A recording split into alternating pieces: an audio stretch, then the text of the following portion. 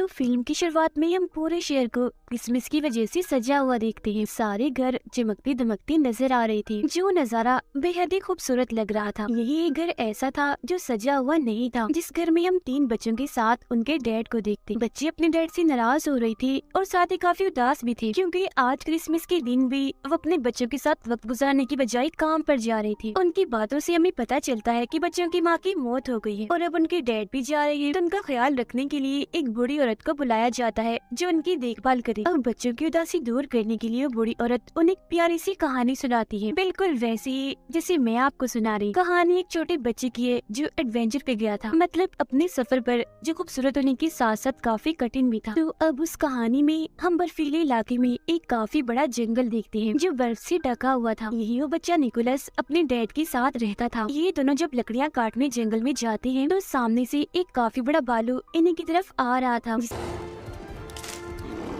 देखकर ये दोनों काफी डर जाते हैं और भागकर वापस अपने घर आ जाते हैं। यहाँ हमें पता चलता है कि निकोलस ने अपनी मॉम को बचपन में ही खो दिया था। साथ ही उनकी माली हालत भी काफी खराब थी। वो काफी गरीब थी, क्योंकि ना तो उनके पास खाने के लिए ज्यादा सामान है और ना ही पैसे कमाने का कोई जरिया है। एक रात निकोलस अपने डैड को कहता है, चले पापा आज मुझे कोई कहानी सुनाए जो बहुत मजे की। तब उसके डैड उसे उसकी मॉम की ये कहानी सुनाती है कि काफी सालों पहले तुम्हारी मॉम ने इन बर्फीली चोटियों को पार किया। वहाँ 2 सोते हुए मॉन्स्टर थे जो दरअसल पहाड़ी थी। तुम्हारी मॉम उनके बीच से निकलकर दूसरी तरफ गई, जहाँ एक अलग ही नस्ल के लोग रहते हैं जिन्हें एल्व्स कहा जाता है, और वो एल्व्स का गांव था जिसका नाम एल्फेम था। एल्व्स दरअसल होती तो इंसान ही है, बस उनकी शक्ल सूरत थोड़ी सी अलग होती है, मतलब उनके कान थोड़े सी नुकीले और लंबे होते हैं। वो एल्व्स लोग कोई आम नहीं थे, बल्कि उनके पास जादुई शक्तियाँ थी। उन्होंने तुम्हारी मॉम के साथ काफी अच्छा बर्ताव किया, काफी अच्छे से उनका वेलकम किया, और फिर जब तुम्हारी मॉम वापस लौटी तो उनके पास बहुत सारी चॉकलेट्स और खिलौने थे जो आसपास के लोगों में हमने बांट दिए, जिससे हर तरफ खुशियाँ फैल गई। इसी दौरान उन्हें कमरे में किसी जानवर की होने का एहसास होता है। तब उसके डैड उस जानवर को मारने के लिए कुल्हाड़ी उठाकर उसे ढूंढने लगते हैं, मगर देखते हैं कि वो जानवर तो एक छोटा सा चूहा है, जिसे मारने की उसके डैड बहुत कोशिश करते हैं, मगर हर बार वो बचता रहता है। जिसके बाद वो चूहे को निकोलस के कहने पर छोड़ देती, क्योंकि वो छोटा सा चूहा उसे बहुत ही प्यारा लग रहा था और वो उसके साथ दोस्ती करना चाहता था। फिर अगली सुबह निकोलस उसका नाम भी रख देता है। वो उसे बात करने की कोशिश करता है और चूहे को भी कहता है कि तुम भी बोलो, जिस पर उसके डैड कहते हैं, बेटा चूहे नहीं बोल सकते। जिसके बाद दोनों बाप बेटे राजा के महल में जाते हैं, क्योंकि आज उन्होंने अपने गांव के रहने वाले हर इंसान को बुलाया था।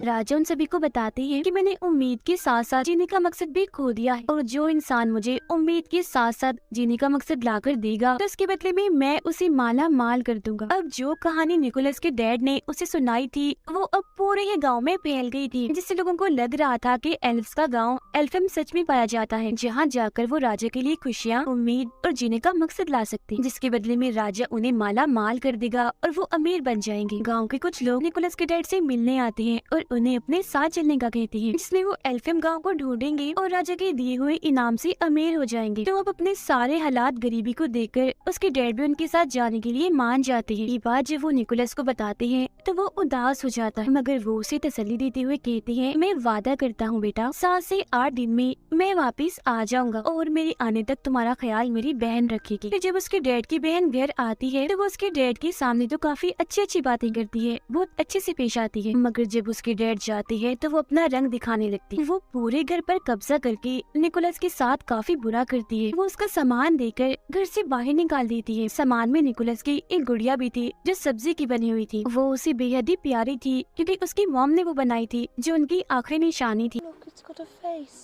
Oh.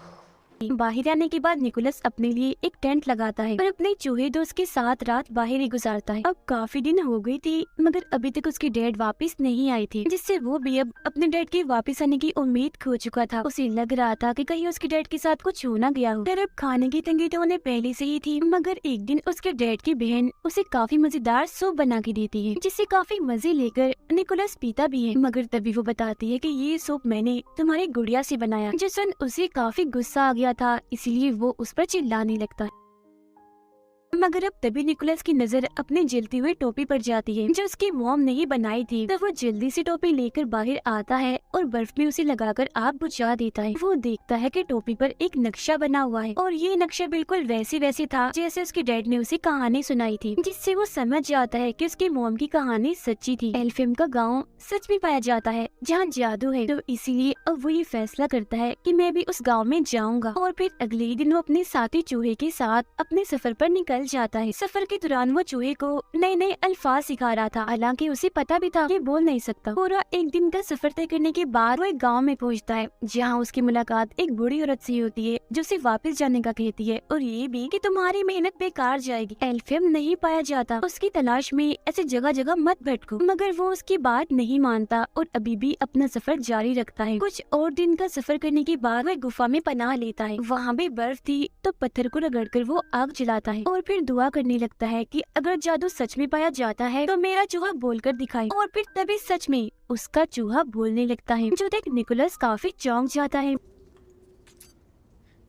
Boy, tree, ball. वो हैरान तो था ही, मगर अब उसका जादू पर पक्का यकीन बन गया था। और अब तो उसका चूहा दोस्त इतना बोल रहा था कि उसे सफर में अकेलापन महसूस नहीं हो रहा था। फिर जब ये लोग जंगल में से गुजर रही थी तो एक बारहसिंगा हिरन इन पर हमला कर देती है। तब उससे बचने के लिए निकोलस जल्दी से पेड़ पर चढ़ जाता है और ऊपर से देखता है कि उस हिरन के अंदर तो एक तीर घुसा हुआ है। जब भी तो वो इतनी बेचैन है, इसीलिए वो फौरन पेड़ से नीचे उतरकर हिरन के पास आता है। पहले वो उसे प्यार करता है और फिर उसके अंदर घुसा तीर निकाल देता है, जिससे उस हिरन को सुकून की सांस आती है, क्योंकि पहले उसे काफी दर्द हो रही थी। क्योंकि निकोलस ने उसकी जान बचाई थी तो हिरन उसे प्यार से देखती है, जिसके बाद वो यहाँ से जाने लगता है। मगर काफी आगे जाने के बाद वो देखता है कि हिरन भी उसके पीछे पीछे आ रही है। तब निकोलस उसे अपने साथ आने से मना कर देता है, कहता है मैं सिर्फ ये जानता हूँ कि मेरी मंजिल कहाँ है, मगर वहाँ जाने तक कितना वक्त लग जाएगा ये मैं नहीं जानता, तो अगर तुम हमारे साथ आओगी तो भूख से मारी जाओ। मगर वो हिरन खाने की नहीं बल्कि प्यार की भूखी थी, इसीलिए अभी भी वो उसका पीछे नहीं छोड़ती। निकोलस उसे अपने ग्रुप में शामिल करके अपनी मर्जी से उसका नाम रख देता है। वो नाम एक जगह का था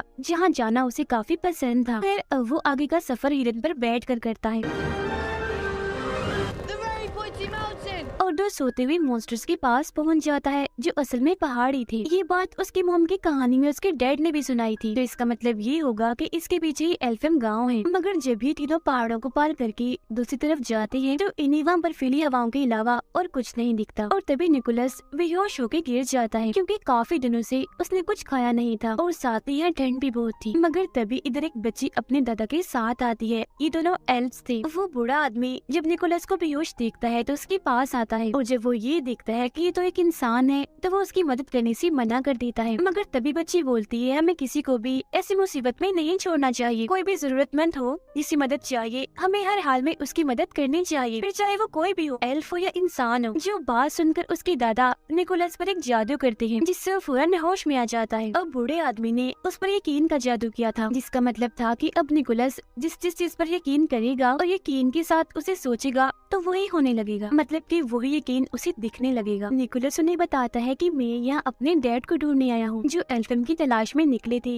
मगर वापस नहीं आए। जिसके बाद वो उनसे पूछता है अच्छा अब आप ही बता दें एल्फियम कहाँ है। जिस पर बच्ची बोलती है कि अभी हम एल्फियम के बाहर ही खड़े हैं, मगर उसे तो वहाँ बर्फ के अलावा और कुछ भी दिखाई नहीं दे रहा होता। तो बूढ़ा आदमी उसे कहता है तुम यकीन करो और फिर सोचो। और जब निकोलस यकीन करता है और ये सोचता है कि मेरे सामने एल्फियम गांव है, तो उसे अब की बार सच में एल्फियम गांव दिखने लगता है। अंदर आने के बाद ये लोग एक खुफिया रास्ते से उसे एक पार्टी में लेकर जाते हैं जहाँ सब लोग नाच रहे थे और खाने की मजे मजे की चीजें भी इधर पड़ी हुई थी, जिनमें मीठी और बच्चों की चीजें ज्यादा थी, क्योंकि आज दरअसल यहाँ क्रिसमस होती है। चूहा तो यहाँ का माहौल देखकर बहुत ही खुश होने लगता है और खाने की चीजों में घुसकर खूब मजे करता है।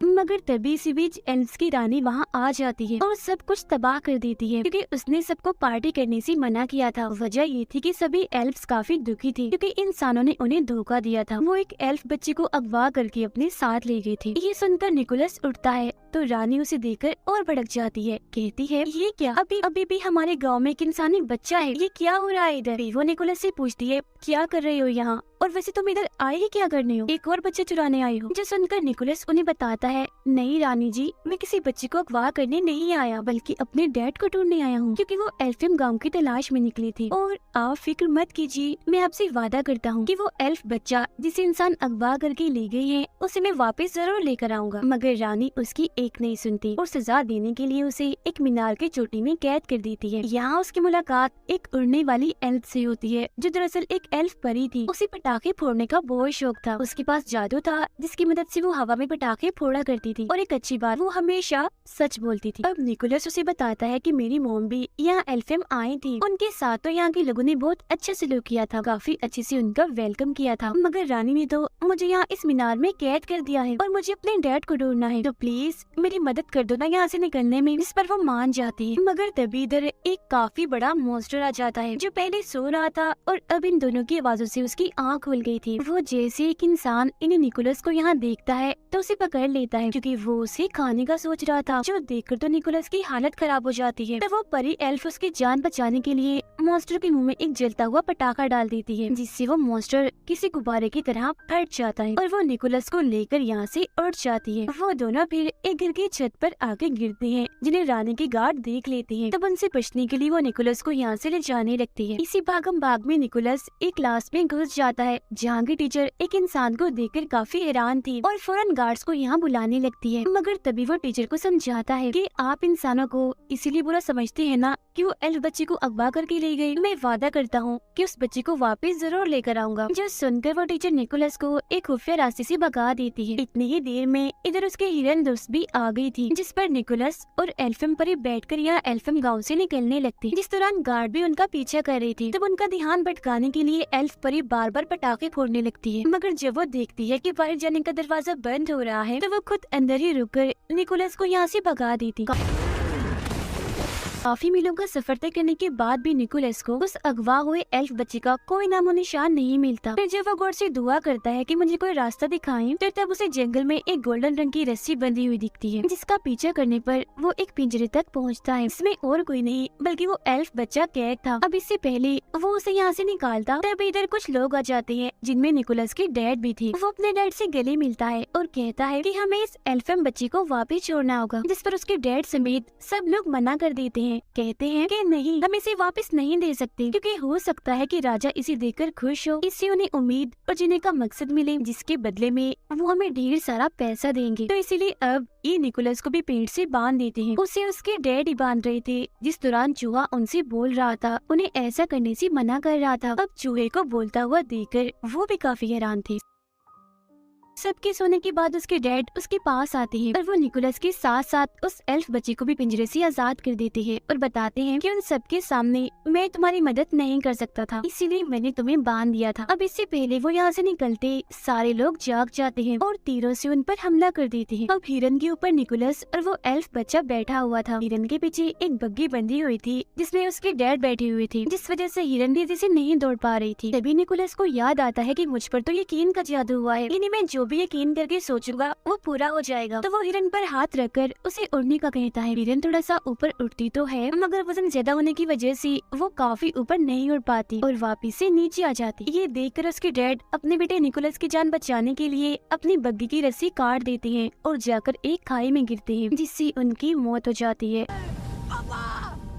जो देख उसे काफी दुख होता है। इसके बाद हिरन निकोलस और अगवा हुए एल्फ बच्चे को एल्फियम पहुंचा देती है। अब क्योंकि निकोलस ने अपना वादा पूरा कर दिया था, यानी उस बच्चे को वापस लाने का, तो ये देखकर एल्फियम के सारे लोग काफी खुश हो जाते हैं और उस बच्चे का डैड निकोलस को ढेर सारे खिलौने देता है, जिससे उसे बहुत खुशी मिलती है। मगर खिलौनों को देखकर उसे ख्याल आता है कि क्यों न मैं भी क्रिसमस के मौके पर सब बच्चों में खिलौने और चीजें बांटकर खुशियाँ फैलाऊं। इसीलिए वो सभी एल्फ से कहता है कि आप यहाँ जो कुछ भी बनाते हो, इन्हें खिलौने खाने पीने की चीजें मेरे लिए आप वो बहुत सारे बना दी, ताकि मैं उन्हें बच्चों में बांटकर खुशियाँ फैला सकूं। तब उसकी ये बात सुनकर सारे लोग खिलौने और खाने पीने की चीजें, चॉकलेट्स, कैंडीज वगैरह बनाने में लग जाते हैं और बहुत सारा सामान वो बना भी लेते हैं, जिसे काफी बड़े थैले में डालकर निकोलस को देते हैं, जो लेकर वो यहाँ से जाने लगता है। अभी वो थोड़ा आगे गया ही था कि तभी इधर रानी आ जाती है और उसे रोकने के लिए अपना जादू करती है और उसे उल्टा लटका देती है, क्योंकि वो इंसानों को पसंद नहीं करती थी। उसका मानना था था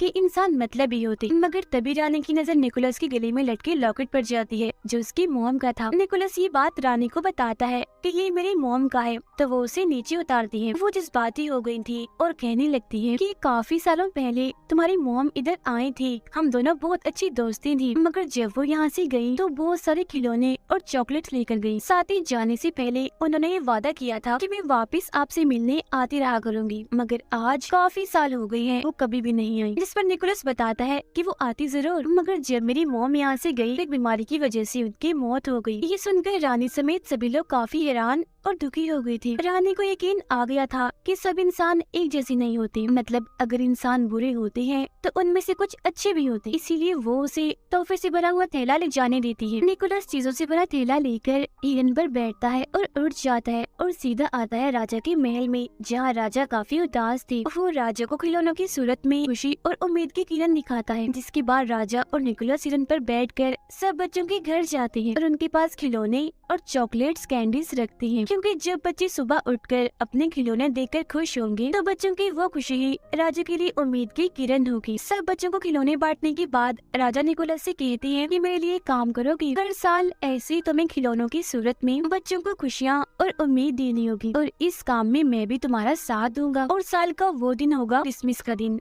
जिस पर वो मान जाता है। इसके बाद निकोलस अपने डैड की बहन के पास जाकर उन्हें भी चॉकलेट्स देता है और उड़ जाता है। उसे उड़ता हुआ देखकर वो काफी हैरान भी थी और अब उसे भी जादू पर यकीन हो गया था। अब ये प्यारी सी कहानी इधर ही खत्म हो जाती है, जो सुनकर वो तीनों बच्चे काफी खुश हो जाते हैं। ये निश्चरवाद वाले जिन्हें बूढ़ी औरत कहानी सुना रही। फिर जब वो नीचे आते हैं तो देखते हैं कि उनका पूरा घर क्रिसमस की लाइट्स और पेड़ों से सजा हुआ है, जो देखकर उन बच्चों की खुशी का तो कोई ठिकाना ही नहीं रहता। फिर जब वो बूढ़ी औरत बाहर जाने के लिए अपनी टोपी पहनती है तो बच्चों को उनके बड़े से नुकीले से कान दिख जाते हैं, जो देख वो समझ गई थी कि ये भी एक एल्फ ही थी। और बाहर जाकर वो बूढ़ी औरत आसमान में अपने जादू से पटाखे फोड़ने लगती है, जो देख हम समझ जाते हैं कि ये और कोई नहीं बल्कि एल्फ परी है जो सच बोला करी। तो ये कहानी हमें बहुत सारे सबक देती है, यानी हमें हमेशा ही खुशियों को बांटते रहना चाहिए और दूसरों की मदद करनी चाहिए, फिर चाहे वो क्रिसमस का दिन हो या कोई भी। और हमें बुरों के साथ भी अच्छा करना चाहिए और हमेशा हर चीज के होने का यकीन रखना चाहिए। इसी के साथ ही ये प्यारी सी कहानी इधर ही खत्म हो जाती है।